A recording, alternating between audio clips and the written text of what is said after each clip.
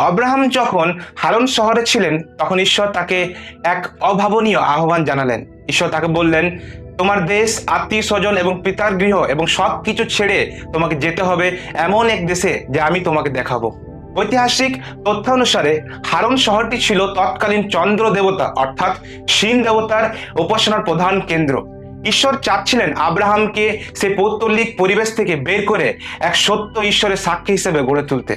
Abraham তার স্ত্রী সারি এবং ভ্রাতৃপুত্র লোটকে নিয়ে এক অজানা গন্তব্যের দিকে যাত্রা করলেন। একে বলে সত্যিকারের বিশ্বাস, যেখানে গন্তব্য জানা নেই কিন্তু পথ প্রদর্শক ঈশ্বরকে চেনা আছে। এ অধ্যায়ে ঈশ্বর আব্রাহামকে উৎসাহিত করতে 7টি বিশেষ অঙ্গীকার বা প্রতিশ্রুতি দিয়েছিলেন। প্রথমত, মহাজাতি।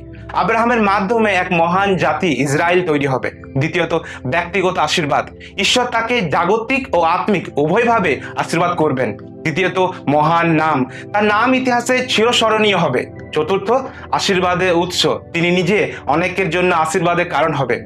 পঞ্চম, বন্ধুদের সুরক্ষা। যারা তাকে আশীর্বাদ করবে ঈশ্বর তাদের আশীর্বাদ করবেন। ষষ্ঠ, শত্রুদের বিচার। যারা তাকে অভিশাপ দেবে তারা ঈশ্বরের বিচারের সম্মুখীন হবে। এবং সপ্তম, বিশ্বজনীন পরিত্রাণ। তার বংশধর অর্থাৎ প্রভু যীশু খ্রিস্টের মাধ্যমেই পৃথিবীর সমস্ত জাতি আশীর্বাদ পাবে।